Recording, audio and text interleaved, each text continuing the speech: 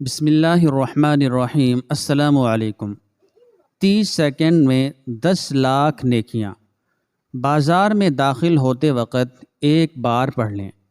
دو جہاں کے تاجور سلطان بحر و بر محمد مصطفیٰ احمد مجتبیٰ صلی اللہ علیہ وآلہ وسلم نے ارشاد فرمایا، جو شخص بازار میں داخل ہو کر یہ کلمات پڑھے، اللہ تعالیٰ اس کے نامہ اعمال میں 10 لاکھ نیکیاں لکھ دیتا ہے، 10 لاکھ درجات بلند کر دیتا ہے، اور اس کے لیے جنت میں ایک گھر بنا دیتا ہے۔ سبحان اللہ۔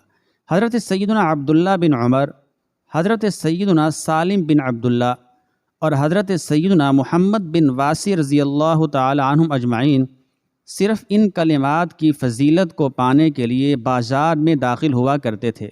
کلمات یہ ہیں: لا الہ الا اللہ وحدہ لا شریک لہ، لہ الملک ولہ الحمد یحیی ویمیت، وہو حی لا یموت بیدہ الخیر، وہو علی کل شیء قدیر۔